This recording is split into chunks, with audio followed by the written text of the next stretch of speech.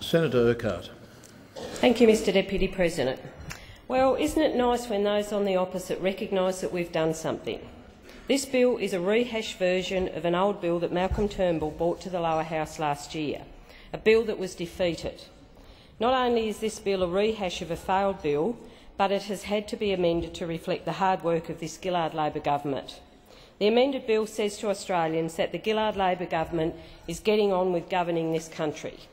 The amended bill says to Australians that the Gillard Labor government is not only tackling climate change with a carbon price that will cut pollution, cut taxes, increase the pension and create clean energy jobs, not only putting more doctors, more nurses and more beds into our hospitals, resulting in less waiting and less waste, not only giving Australians a fair share of the mining boom, boosting retirement savings, providing tax breaks for small business and a company tax cut, not only doubling investment in school education, upgrading facilities and providing more information for parents than ever before, not only taking a serious look at how best to improve aged care to give older people more choice and control, not only investing more than $36 billion in invaluable infrastructure projects around the country that will lift productivity, not only planning the nation's first ever national disability insurance scheme, not only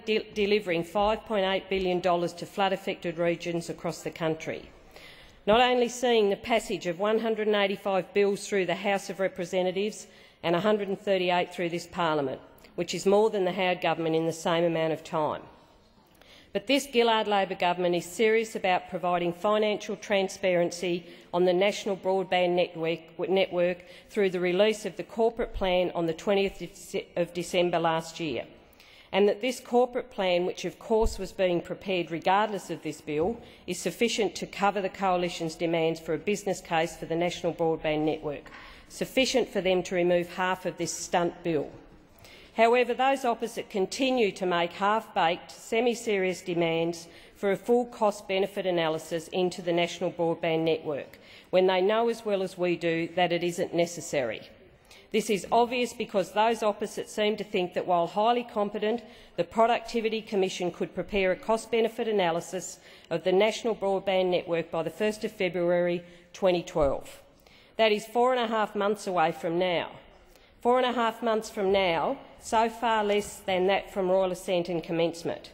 And while they're only proposing to give the Productivity Commission a few months to prepare this cost-benefit analysis, they have specified 15 matters that the cost-benefit analysis must cover. 15 matters in a few months.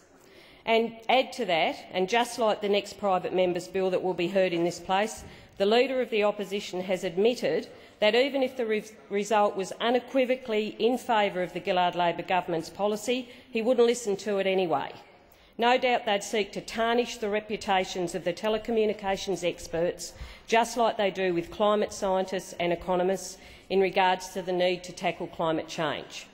The Australian people are finding this constant obstructionist negativity offensive. Order. Senator Urquhart, just resume yourself for a moment. Senators, there are a number of private conversations going on around the chamber and it's disrupting to the Speaker.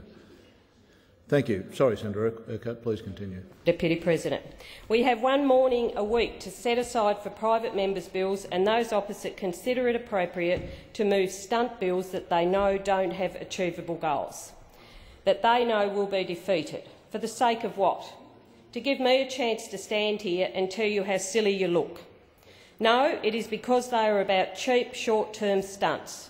Those opposite are not interested in what a Productivity Commission cost-benefit analysis has to say. They know it would take many years and require a range of heroic assumptions for the Productivity Commission to do a formal cost-benefit analysis of the NBN. They know that the NBN's potential benefits affect almost every aspect of the economy and society. As one person said to Mr Turnbull at a public forum a few months ago, who are you going to get to do the analysis? The Nostradamus unit of the Productivity Commission. Australians know that there was no cost-benefit analysis done on other major government projects, such as the Adelaide to Darwin Railway, the privatisation of Telstra, or Malcolm Turnbull's very own $10 billion water plan. Australians understand the benefits of the national broadband network. The facts are the national broadband network will deliver affordable, high-speed broadband services to all Australian homes, businesses, schools and hospitals, no matter where they are located in Australia. As Australia's first national wholesale-only communications network, the NBN will also support genuine competition in the telecommunications sector for the first time, which means better outcomes for consumers. This is instead of the vertically integrated, privately owned monopolist that currently dominates our telecommunications industry. The NBN will connect 93% of premises in Australia with optical fibre, delivering speeds of up to 1 gigabyte per second, many times faster than many people experience today. All remaining premises will receive next generation wireless and satellite technology, providing peak speeds of 12 megabytes per second. While those opposite continue to spout negatives, the NBN Co is getting on with the job of connecting Australia. There is an overwhelming level of support in some communities. For example, the percentage of households that signed up for a fibre connection in the first release sites averaged 75%, including a high of over 90% in Wollonga in South Australia. My home state of Tasmania has been at the forefront of the development of the NBN. We have seen successful rollouts in Smithton, Scottsdale and Midway Point, with more than 200 kilometres of optic fibre laid in this stage and over 200 people employed during the project. Fibre is currently being laid in Triabunna, Sorrel, Deloraine, St Helens, Kingston Beach and Georgetown, with work soon to begin in South Hobart. Labor is getting on with the job of connecting Australians.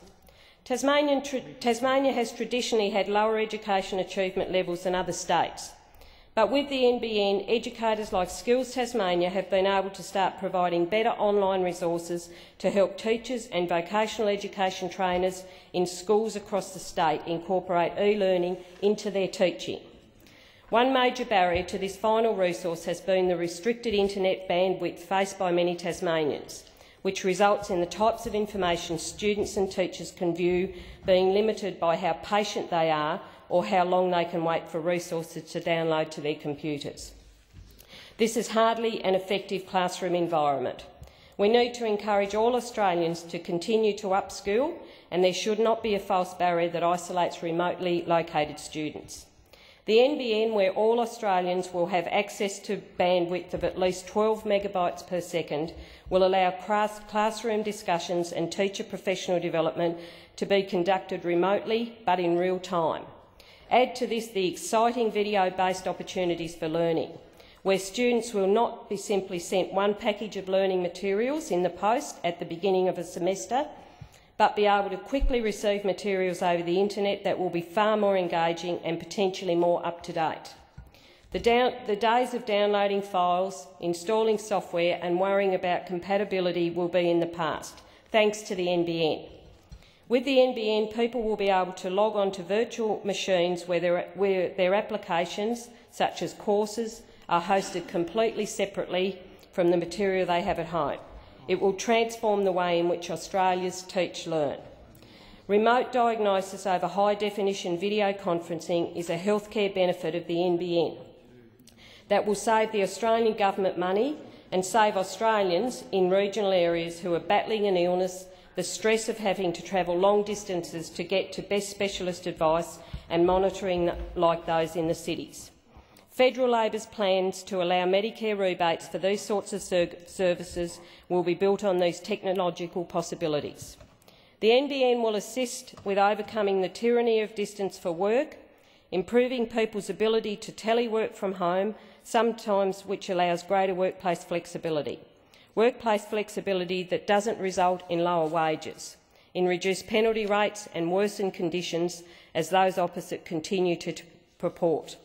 The NBN will allow people to seek greater job opportunities and stay in their local regional communities without having to move to a big city or to be constantly travelling. In the Circular Head region of Tasmania, based around Smithton, a major factory closed its doors in 2010. However, some of those displaced workers have been able to harness the power of the NBN and begin retraining without having to leave their town. In difficult times, local opportunities through the NBN see communities united. an opportunity for Tasmania that would not be possible without reliable network connectivity is a Google data centre. This week it has been reported that Google are looking to build a data centre to service the Asia-Pacific region, and they have stipulated that they will only look to build in locations with a high percentage of renewable energy. This makes Tasmania the only viable option in Australia. Mr Deputy President, in Smithton, which I referred to, I know a number of those workers. A lot of those workers have had difficulty accessing services in the past. They live in a very remote area of Tasmania, as you, Mr Deputy President, would be aware. The NBN will provide those people with lots of different opportunities that they have not had in the past. The hydro dams of the mid-20th century, combining with the national broadband network of the 21st century to give Tasmania a competitive edge. Both instigated under Labor governments, who don't look just to the past, but we embrace the future. It is embracing the future that is at the core of the national broadband network. OECD statistics for June 2010 show that Australia is falling behind other developed countries on broadband. Australia is ranked 18th out of 31 developed countries on a number of broadband connections. A June 2011 study by Akamai ranked Australia 42nd in the world for internet speeds, on par with Russia and lagging almost every single advanced industrial economy, including New Zealand. And yet those opposite want to delay and destroy the very infrastructure project that will kick Australia back up these rankings. Mr Deputy President, in the area that I live in Tasmania, in the northwest coast, in a small farming community, I can't get wireless. I can't get good access to the internet. The NBN will be able to deliver that access to me and the people around me for all these services that we have provided. Delay is only costing Australians. The Australian Local Government Association estimated in its 2007-2008 State of the Regions report that $3.2 billion and 33,000 jobs were lost to Australian businesses in 12 months due to inadequate broadband infrastructure. The NBN will fix this, but it will take time to fully connect Australia. This is an important initiative that regions like Smithton need, and other regions. That is why the Gillard Labor government switched on the new interim satellite service as part of the National Broadband Network in July this year. The service replaces the Australian Broadband Guarantee and provides eligible rural and regional Australians with access to an enhanced service. The interim service is expected to be in operation until 2015, when NBN Co plans to launch 2 purpose-designed high-speed broadband satellites that will provide a long-term satellite solution as part of the National Broadband Network. The planning and design of the NBN has been about finding the most appropriate service at the right price for all Australians. A project of this scale is simply not possible for a private sector provider. On this side of the House, we recognise that markets aren't perfect and need strong government policy to facilitate the best outcome for all Australians. We are joined in this understanding by the Chief of Executive of Singapore Telecommunications, who said, and I quote, "You do need some level of economic intervention if you want to get a network built ahead of when a business case would encourage private operators to build a network." End of quote.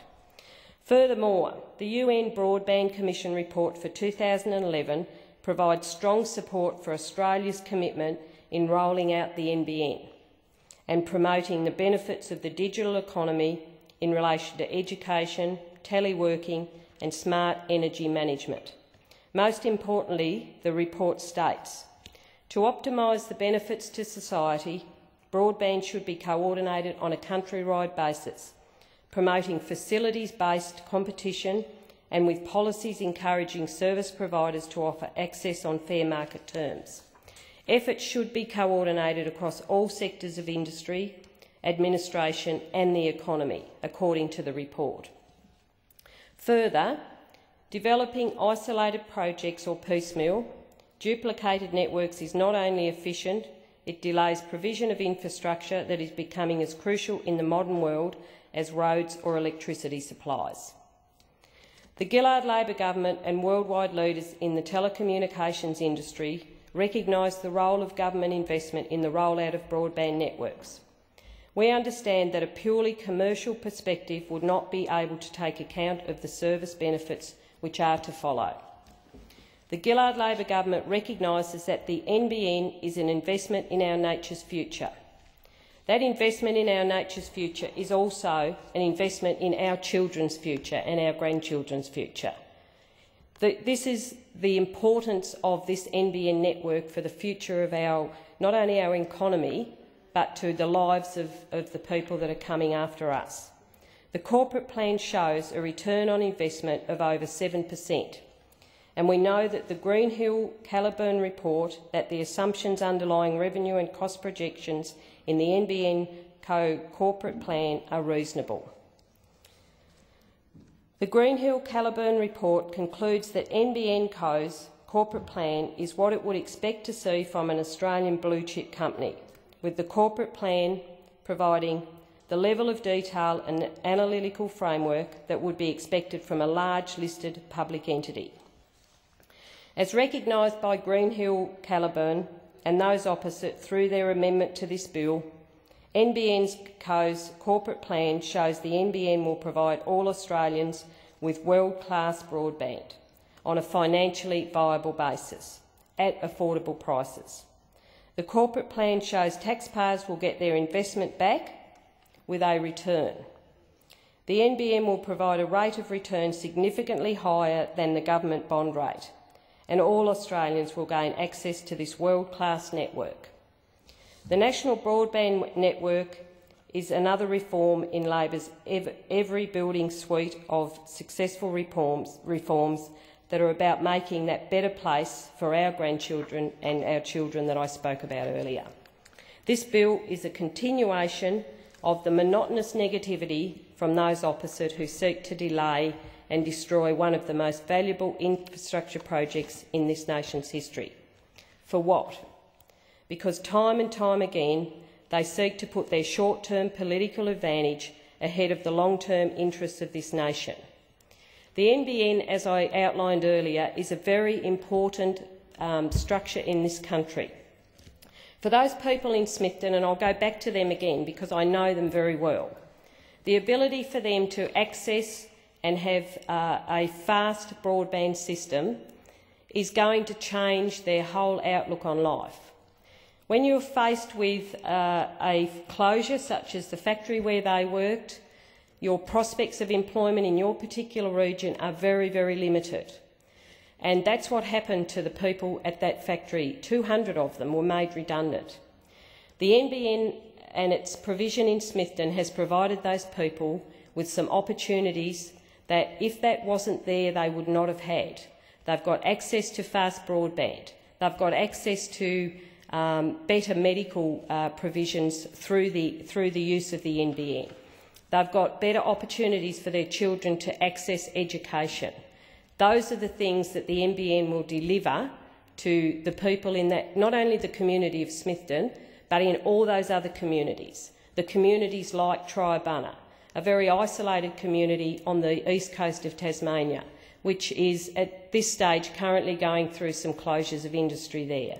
Again, the NBN will deliver the opportunities to those people in that community to access the outside world and get training, get education, access to health care, a whole range of things that they would not be able to have had the NBN not come to their town.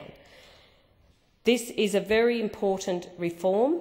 The NBN does need to be there. We need to get it up as quickly as possible for all those people in all those communities, not only in my home state of Tasmania, but in every community, every regional area.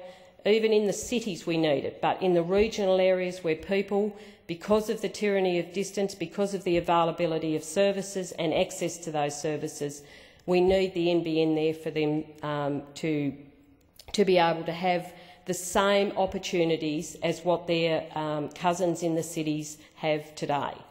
Therefore, this is a very important process that the Gillard Labor government is going through, and to put up obstacles such as those. Your time has expired.